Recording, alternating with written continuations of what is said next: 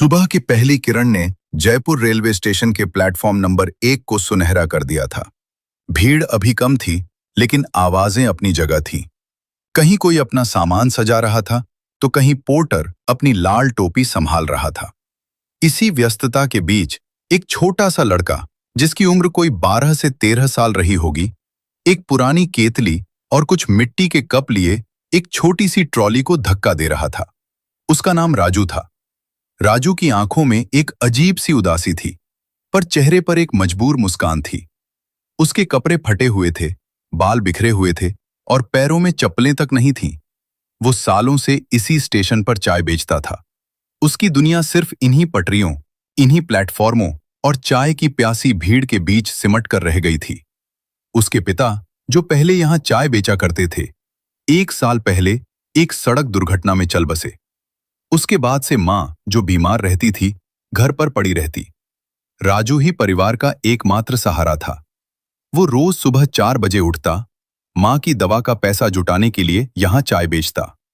वो किसी स्कूल नहीं जाता था, क्योंकि उसके लिए किताबें एक सपना थीं जो हर दिन ट्रेनों के पहिए के नीचे कुचल जाता था।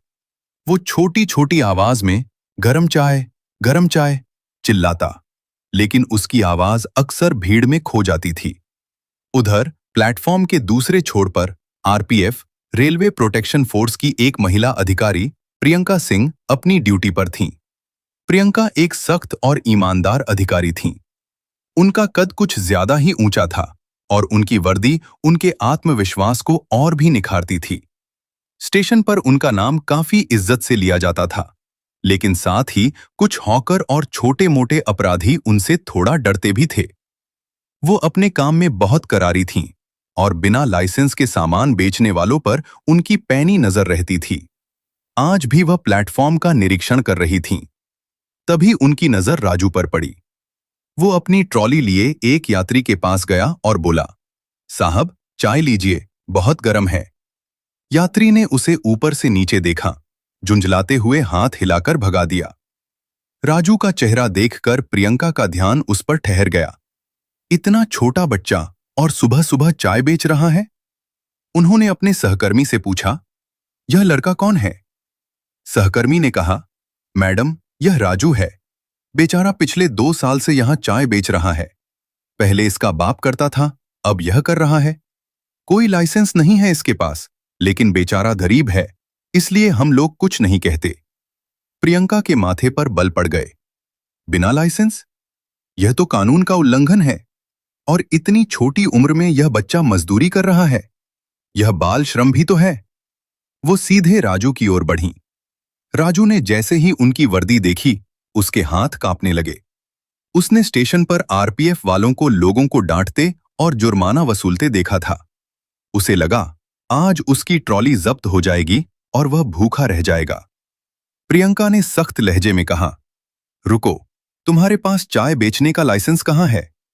राजू ने डरते डरते कहा, मैडम जी, मेरे पास कोई लाइसेंस नहीं है। मैं गरीब हूं, मेरी मां बीमार है। प्लीज मेरी ट्रॉली मत लीजिए। प्रियंका का दिल पिघल गया, लेकिन वह सख्त अधिकारी थीं। उन्होंने सोचा, अगर आज मैं इस पर रहम कर दूंगी तो कल यह और बड़ा अपराध कर सकता है। बिना लाइसेंस के व्यापार करना गैर कानूनी है। लेकिन उनकी आंखों ने राजू के फटे कपड़े और उसके छोटे छोटे हाथों को देखा, जो केतली की गर्मी से झुलस गए थे।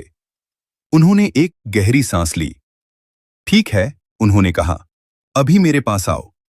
राजू डरता डरता उनके पीछे हो लिया। उसे लगा वह उसे थाने ले जा रही हैं। लेकिन प्रियंका उसे अपने ऑफिस ले गईं। वहां उन्होंने उसे एक कुर्सी पर बैठाया और पानी का एक गिलास दिया। राजू हैरान था, यह क्या हो रहा है? प्रियंका ने उससे धीरे से पूछा, तेरा नाम क्या है? तेरे माँ बाप कहाँ हैं? राजू ने अपनी कहानी सुनाई, अपने पिता की मौत की, बीमार माँ की और अपने संघर्ष की। प्रियंका ने चुपचाप सुना। जब राजू ने कहा कि वह स्कूल नहीं जाता क्योंकि उसके पास किताबें खरीदने के पैसे नहीं हैं, तो प्रियंका की आंखें नम हो गईं। उन्हें अपना बचपन याद आ गया, जब उनके पिता ने उन्हें पढ़ने के लिए कितनी मेहनत की थी। उन्होंने फैसला किया कि आज वह सिर्फ एक अधिकारी नहीं, बल्कि एक इंसान बनकर इस बच्चे की मदद करेंगी। प्रियंका ने राजू से कहा, राजू, मैं तुम्हारी ट्रॉली जब्त नहीं करूंगी, लेकिन तुम अब यहां चाय नहीं बेच सकते। यह सही नहीं है। तुम पढ़ोगे। राजू ने आश्चर्य से देखा। पढ़ूंगा? मैडम, पढ़ाई से पेट नहीं भरता, मुझे कमाना है। प्रियंका मुस्कुराई। तुम कमाओगे, लेकिन कलम से। चलो, पहले मुझे तुम्हारे घर चलना है। ड्यूटी खत्म करने के बाद प्रियंका राजू के साथ उसकी झुग्गी में गई। वो जगह देखकर वो स्तब्ध रह गई। एक छोटी सी झोपड़ी, जहां न तो बिजली थी और न ही पानी की सही व्यवस्था। राजू की मां बीमार पड़ी थी। प्रियंका ने उनसे बात की और अगले दिन से उनका इलाज शुरू करवाया। अब असली कहानी शुरू हुई। प्रियंका ने स्टेशन पर एक छोटी सी चाय की दुकान के लिए औपचारिक लाइसेंस के लिए आवेदन किया। उन्होंने अपनी जेब से पैसे लगाकर राजू के लिए एक नई चाय की केतली, बर्तन और एक छोटी सी टेबल खरीदी। लेकिन शर्त ये रखी कि राजू सुबह 8 बजे से दोपहर 12 बजे तक ही चाय बेचेगा और उसके बाद वो स्टेशन के पास ही स्थित एक सरकारी स्कूल में पढ़ने जाएगा। राजू के लिए ये सब एक सपने जैसा था। पहले दिन जब वो नई वर्दी पहनकर स्कूल गया तो उसके पैर लड़खड़ा रहे थे। उसे लग रहा था लोग उसे देखेंगे, हंसेंगे। लेकिन प्रियंका ने उसका हाथ पकड़कर कहा, राजू, दुनिया उन्हें याद रखती है जो हिम्मत नहीं हारते। तू पढ़ लिखकर एक दिन बड़ा आदमी बनेगा। यह स्टेशन तेरी पहचान है, पर तू इसी स्टेशन पर चाय बेचने वाला नहीं रहेगा। समय बीतता गया। राजू अब सुबह चाय बेचता और दोपहर में स्कूल जाता। प्रियंका उसे हर महीने किताबें और यूनिफॉर्म देती। वो उसकी मां के इलाज का खर्च भी उठाती थीं। राजू पढ़ाई में तेज था। उसके अंदर कुछ सीखने की अद्भुत ललक थी। गणित के जटिल सवालों को वह चाय बेचते बेचते हल कर लेता था। उसकी मेहनत रंग लाने लगी। 1 साल बाद राजू ने अपनी कक्षा में पहला स्थान हासिल किया। जब उसने अपनी मार्कशीट प्रियंका को दिखाई तो उनकी आंखों से आंसू बह निकले। यह वही राजू था जो 1 साल पहले बिना चप्पलों के पटरियों पर चाय बेच रहा था। आज उसने साबित कर दिया कि अगर कोई ठान ले तो कोई भी मंजिल दूर नहीं होती। लेकिन असली परीक्षा अभी बाकी थी। एक दिन भीषण गर्मी में राजू अपनी चाय की दुकान पर खड़ा था। तभी एक तेज रफ्तार ट्रेन प्लेटफॉर्म पर आई। यात्री उतरे और चढ़े। इसी भीड़ में एक बुजुर्ग महिला अचानक बेहोश होकर गिर गईं। सभी यात्री शोर मचाने लगे, लेकिन कोई आगे नहीं बढ़ रहा था। राजू ने तुरंत अपनी चाय की दुकान छोड़ी, एक गिलास ठंडा पानी लिया और दौड़कर महिला के पास गया। उसने महिला का सिर अपनी गोद में रखा, उसे पानी पिलाया और तुरंत आरपीएफ को सूचना दी। प्रियंका वहीं पास में ड्यूटी पर थीं। वह दौड़कर आईं।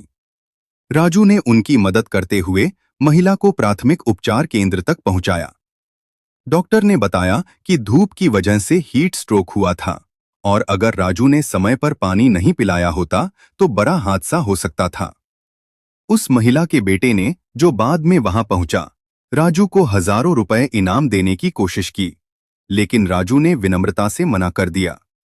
उसने कहा, मैडम, प्रियंका ने मुझे सिखाया है कि इंसानियत सबसे बड़ी सेवा है।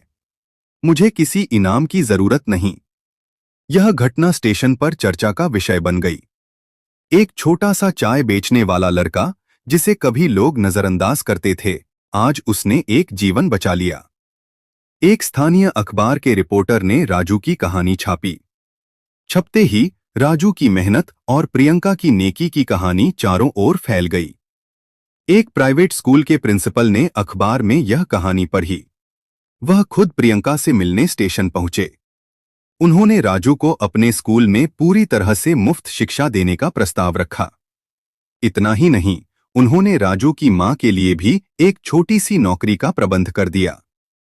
राजू के जीवन में यह एक महत्वपूर्ण मोड़ था।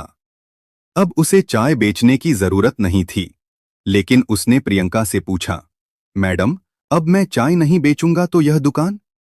प्रियंका ने मुस्कुराते हुए कहा, राजू, यह दुकान अब तेरी जरूरत नहीं, तेरी पहचान है।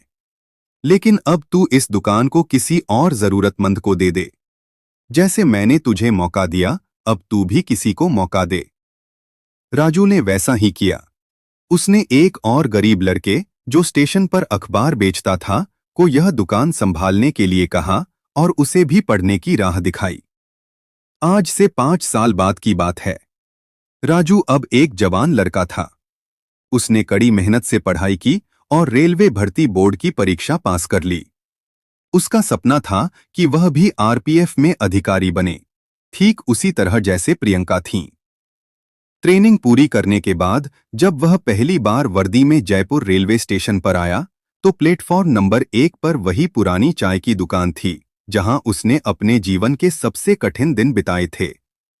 अब वहां कोई और लड़का चाय बेच रहा था। राजू ने उसे देखा और मुस्कुराया। उसने सीधे आरपीएफ ऑफिस में कदम रखा। प्रियंका अब इंस्पेक्टर बन चुकी थी। वो अपनी कुर्सी पर बैठी कागजात देख रही थी। राजू ने सलाम ठोका।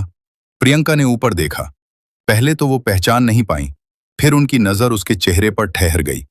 वहीं आंखें, लेकिन अब उनमें उदासी नहीं बल्कि संकल्प था। राजू ने कहा, सलाम मैडम, मैं राजू हूं। वही राजू जिसकी ट्रॉली आपने 5 साल पहले जब्त नहीं की थी, बल्कि उसकी जिंदगी जब्त कर ली थी। आज मैं आपको बताने आया हूं कि आपका वो फैसला सही था। प्रियंका की आंखें भर आईं। वो उठी और राजू को गले लगा लिया। उन्होंने कहा, राजू, मैंने तुझे सिर्फ एक मौका दिया था, बाकी सब तूने खुद किया। आज मुझे गर्व है कि मैं उस दिन इसी प्लेटफॉर्म पर थी।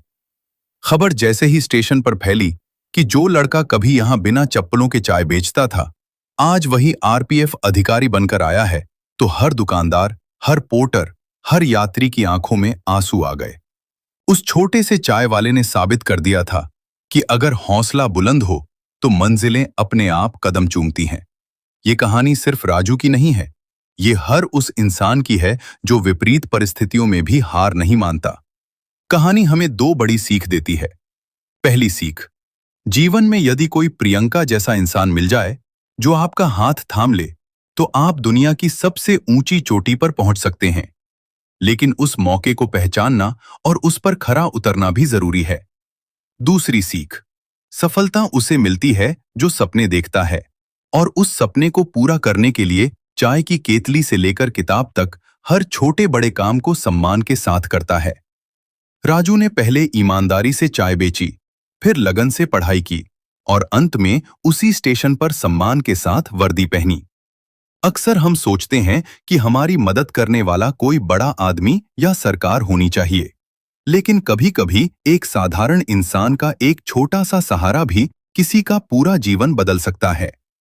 प्रियंका ने सिर्फ एक गरीब लड़के को चाय बेचने से रोका नहीं, बल्कि उसे जीवन जीने का सही तरीका सिखाया। आपको अगर वीडियो पसंद आई हो तो प्लीज वीडियो को लाइक और चैनल को सब्सक्राइब जरूर कर लो, ताकि इसी तरह की और वीडियो आप तक पहुंचती रहे।